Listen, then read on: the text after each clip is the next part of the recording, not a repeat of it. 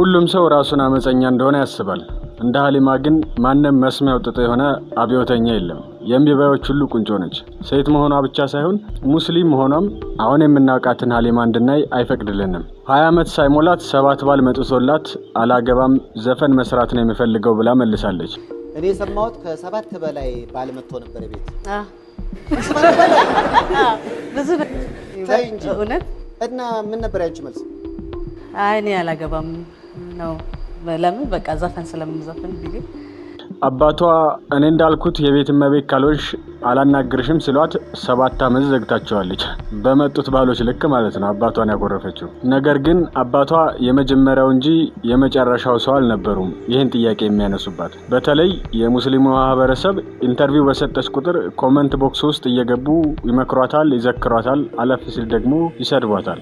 እሷም ነገሩን የሚያብስ እንጂ የሚያበርድ ነገር ስለማትናገር ለ10 ዓመትና ከዛ በላይ ከስሟ ጋር የተያያዘ ጉዳይ ሆኖ ዘልቋል። ቃለ መጠይቅ ስትጀምር ማግባት እንደምትፈልግ ስትናገር የነበረችው ሀሊማ ከ7 ዓመት በኋላ ማግባት አልፈልግም፣ ነገር ግን አንድ ልጅ ለመውለድ ማቀዴን ለኢትዮጵያ ሕዝብ ማሳወቅ ፈልጋለሁ አለች። አሁን አንድ ፕላን አድርጌ ያስኩት ከፈጣሪ ጋር እስቲ እንግዲህ ሰው ያው አድናቂዎቼም የማግባቴ ነገር በጣም ስለሚያሳስባቸው ማግባቱን ልተውና ልጅ ልውለድ ይሄን ዛሬ ይፋ ማረጋው አንድ ልጅ መውለድ ፈልጋለሁ። እንግዲህ ኢትዮጵያ ሕዝብ ነው የሚያርሰኝ ብዬ አስባለሁ። አንድ ልጅ መውለድ ትፈልጋለች የኢትዮጵያ ሕዝብ ይተባበረኝ እያለች በቅን ልቧ ሁሉንም ለማረጋጋት ፈልጋም መሰለኝ። በዚህ አባባሏ ሰይፉም ስለተወዛገበ የቀረውን ደቂቃ የጨረሰው በዚህ ጉዳይ ላይ ያላትን አቋም ለማስቀየር እየሞከረ ነው። አሁን ሰዎች ሳይፈልጉ ነው ሲንግል ማም ወይም ደግሞ አግብቶ ፈት የሚሆኑት። አንቺ ግን ፈልገሽው ይመስላል። አዎ መጠንቀቅ አለብህ ሀሰን ገብተህ ድል ከመሰጥ ከዚሁ በቃ ያየሁት ትምህርቶች አሉ። ስለዚህ ተስማምተን በዛ ጉዳይ ያው የጓደኞችሽ ያልተሳካ የትዳር ጉዳይ አንቺን ረብሾሻል። አዎ እኔ እንደው ለአንዴና ለመጨረሻ ጊዜ ያደራምልሽ እንደው ከሲንግሉ አሁን ሲንግሉ በልጅ መልክ ከሚሆን በትዳር ሆኖ አይደል ተመኙላት እስኪ አይደል ያው ሀሊማ ስለ ትዳር ያላት ፍልስፍና ጥበብ ጠራች ብለው የሆነ ነገር ለመፍጠር ሲጣጣሩ የሚሉ ወንዶች ሁሉ የሚናገሩት አባባል ጋር በጣም ነው የሚመሳሰለው። እነዚህ ወንዶች እንደዛ የሚሉት ማመን የማይፈልጉን ነገር ስላለ ነው። እሱም ጥበብ የመጀመሪያ ትዳራቸው ስለሆነች ለሴት ጓደኛቸው ሙሉ ሰዓታቸውን መስጠት አለመቻላቸው ነው። ይህን ደግሞ ማንም አይረዳም። ስለዚህ ትዳር ትርፉ ቁስል ነው፣ ነፃነት የለውም ይላሉ። ነፃነቱን ምን ለማድረግ ፈለጋችሁት ብላችሁ ከጠየቃችሁ ከኖሯቸው ላይ መልሳቸውን ታገኛላችሁ። ምክንያቱም አይደለም የሀሊማን መስፈርት የስንት እብድ ሴቶች መስፈርቶችን የሚያሟሉ ብዙ ወንዶች እንዳሉ በየቀኑ እናያለን። ድስት ግጣሙን አያጣም የሚለው አባባል የመጣው ከዛ ነው። ትዳርን የመሸሽ ነገር የሚመጣው ማግባት የማይችሉ ነገሮች ጋር ፍቅር የያዛቸው ናቸው።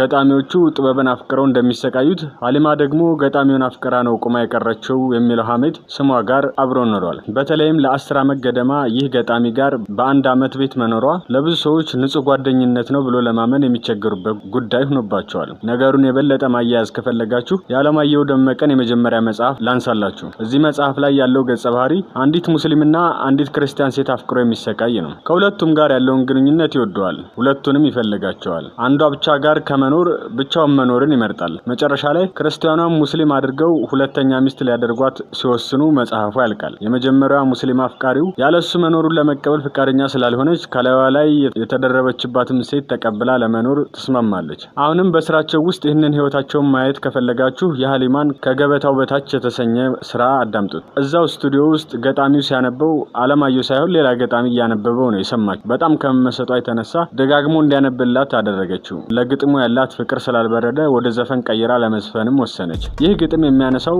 ከሁሉም ነገር መጨረሻ ላይ የቀረችን ሴት ነው። እንኳን ቅድሚያ ሊሰጧት ጭራሽ ከገበታው በታች ሆናለች። ከሰማዩ ስር ጥቁር ደመና፣ ከደመናው ስር ጥቁር አሞራ፣ ከአሞራው ስር የጌቶች ጣራ፣ ከጣራው በታች ትልቅ ወጋግራ፣ ከወጋግራው ስር ዙፋን ላይ ጌቶች፣ ቀፈታቸው ስር የጌታ እግሮች፣ ከዚያ ዝቅ ብሎ የእንጨት ገበታ፣ ከሱ ስር እኔ እግር አሽታ፣ ከገበታው በታች ነኝ ከገበታው እንጨት ሲበልጠኝ የት ሄዷል ጌታው። ይህንን አይታችሁ ለአንዲት አገልጋይ የተዘፈነ ከመሰላችሁ ቀጣዩን ግጥም እዩት። ያቻት ወፍጮ ስር ዶሮን አየናት እሽም የማንላት ይጅም የማንላት ትላለች። የሚገርመው ደግሞ የገጣሚ የመጀመሪያ ግጥም ላይ ይሄኛው አልነበረም፣ እሷ ነች የጨመረችው። ስለዚህ ይህንን ሰምቶ እንደ ዶሮ ሂጅም እሽም የማይላት ወንድ ነው ወይም የምታፈቅረው ሰው ነው ብንል ኃጢአት ነው አይባልም። አርት የሚሰራው የራሳችንን ትርጓሜ እንድንሰጠው ነውና ሁሉም ትላልቅ ጸሐፊዎች ለጽሁፍ የሚነሳሱባት አንድ ሴት ትኖራቸዋለች። እዚህ ዘፈን ላይ ያለው ግጥም ደግሞ የእንደዛ አይነት ሴቶችን ህመም በደንብ ይገልጻል። ወይ ደግሞ የሱ መጽሐፍ ላይ ያመገኘቱ አጋጣሚ ይሆናል። እሷም ይህን መዝፈኗ የማይገናኝ ነገር ይሆናል። 10 ዓመት አንድ ቤት ውስጥ ምንም ሳይነካኩ ቆይተውም ይሆናል። ይሄ ለምን አነጋጋሪ ይሆናል? ሁሉም የራሱ የግል ህይወት አለው አይደል ብሎ መጠየቅ ግን ስህተት ይመስለኛል። እንበልና አንድ የ20 ዓመት ጎረቤታችሁ አንዲት የ16 ዓመት ወላጅ አልባ የሆነች ቤቱ አስገብቶ በማደጎ ማሳደግ ጀመረ። እርግጥ ነው ጉዳዩ ምንም ህገወጥነት የለውም።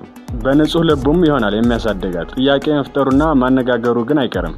እጅግ ያልተለመደ ነገር ነውና በዚህ ቪዲዮ ማለት የፈለኩትም ይሄንን ነው። ታዳጊ ሴቶች የሃሊማና የአለማየሁ ጓደኝነት አይታችሁ ለእናንተም የሚሰራ ነገር እንደሆነ ታስቡ ይሆናል።